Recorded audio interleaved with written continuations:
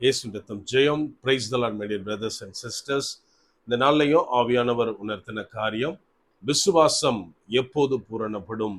ஆவியானவர் உணர்த்தின வசனம், யாக்கோபு எழுதின நிருபம் அதிகாரம் 2 வசனம் 22.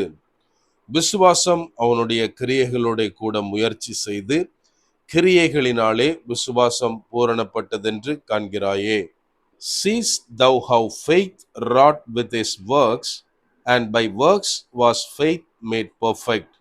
James chapter 2 verse 22. எனக்கு அன்பானவர்களே, இந்த இடத்துல யாக்கோபு என்ன எழுதுகிறார் அப்படின்னா, அவர் ஆபிரகாமை குறித்து எழுதுகிறார்.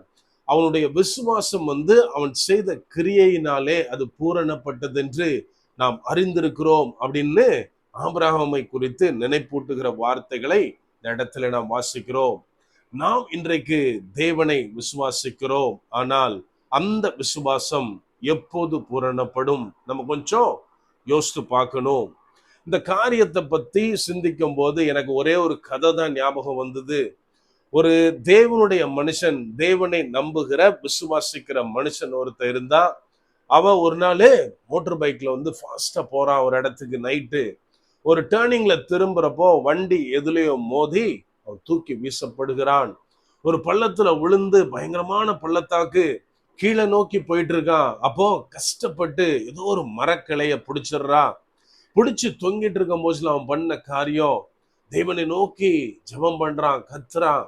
ஆண்டவரே, எனக்கு விசுவாசம் இருக்கு, நீங்க என்னை இந்த சூழ்நிலையில காப்பாத்துவீங்க, நான் அதை விசுவாசிக்கிறேன் ஆண்டவரேன்னு சத்தம் போடுறான். அப்போ ஒரே ஒரு சவுண்டு கேக்குது, மகனே, நான் நீ நம்புகிற மாதிரி உன்னை காப்பாத்துவேன். அதுக்கு நீ என்ன செய்யணும் அப்படின்னா, நீ பிடிச்சிருக்க அந்த கையை விட்டுரு அப்படின்னு. நம்ம கொஞ்சம் யோசித்து பார்க்கணும். இந்த மாதிரியான சூழ்நிலையில எவ்வளவு பெரிய பள்ளத்துல போய் உழுவோன்னு தெரியாது, பயங்கரமான இருட்டு, எதுவுமே கண்ணுக்கு தெரியல. அந்த நேரத்துல விடுவோமா? விடமாட்டோம். அதே போலத்தான் அந்த மனுஷன் கையை விடவே இல்லை, இன்னும் கெட்டியா பிடிச்சுக்கிட்டான். ஆனாலும் அவன் தொடர்ந்து கத்துறான், ஆண்டவரே என்னை காப்பாத்தும் காப்பாத்துன்னு. கொஞ்ச நேரம் ஆச்சு. மரத்துல ஒரு பாம்பு இருந்திருக்கு. அது அவனை கடிச்சு அவன் இறந்துடுறான். இதுல என்ன ஒரு பெரிய விஷயம் அப்படின்னா, அவனுக்கு தெரியாத ஒரு காரியம், அவன் தொங்கிட்டு இருந்த அந்த இடத்திற்கும் தரைக்கும் கிட்டத்தட்ட ஒரு 5 அடிதான் கேப்பு. ஸோ அவன் கையை விட்டுருந்தான்னா தரையில லேண்ட் ஆயிருப்பான். எனக்கு அன்பானவர்களே, இதை போலத்தான் நாம் அநேக நேரத்தில் தேவன் மேல் விசுவாசமா இருக்கிறோம், ஆனால் காரியங்கள்ல கோட்டை விட்டுறோம். இந்த இடத்துல யாக்கோபு அழகாக எழுதுகிறார். அவர் சொல்றாரு, ஆபிரகாம் என்ன பண்றார் அப்படின்னா, அவருடைய விசுவாசம் மாத்திரமல்ல, கிரியைகளினாலே, அவர் செய்த செயல்களினாலே அவருடைய விசுவாசம் பூரணப்பட்டது அப்படின்னு இந்த இடத்துல அவர் குறிப்பிடுகிறார். நம்ம எல்லாத்துக்கும் தெரியும், ஆபிரகாமை பார்த்து தேவன் ஆசீர்வாதமாய் வாக்குத்தத்தமாய் சொல்லுகிற காரியம், நீ பல்கி பெருகுவாய், பூமியை நிரப்புவாய், வானத்து நட்சத்திரங்களை போல உன் சந்ததி இருக்கும் அப்படின்னு. இதை அவர் விசுவாசித்தார். ஆனா அங்க என்ன நடக்குது? ஒரே ஒரு பையன் ஈசாக்கு, அவனை தேவன் பலியிட சொல்றாரு. இப்போ அந்த ஆபிரகாம் என்ன செஞ்சாரு நமக்கு தெரியும். அவனை பலி செலுத்த அவர் பலியாக தேவனுக்கு ஒப்பு கொடுத்தார்.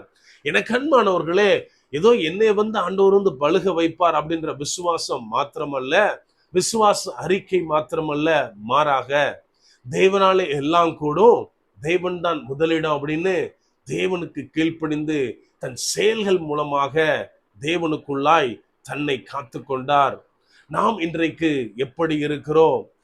தேவன் காட்டுற வழியில் நடப்போம். தேவனுடைய வாக்குத்தத்தத்தை, தேவனுடைய தரிசனத்தை பார்த்து தான் நம்ம செயல்படுவோம்.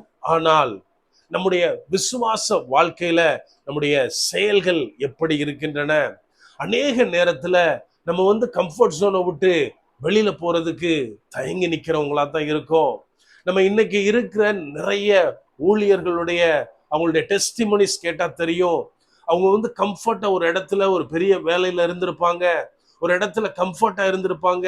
ஆண்டவர் சொல்லுவாரு, சம்பந்தமே இல்லாத ஒரு இடத்துக்கு நீ போ, இந்த வேலையை விட்டுட்டு போன்னு சொல்லும் போச்சுல, அவங்க விசுவாசித்தது மாத்திரமல்ல, விசுவாசத்தோடு அந்த காரியங்களை செய்ததுனால தான் இன்னைக்கு பெரிய பெரிய ஊழியங்கள் கட்டப்பட்டு இருக்கிறது.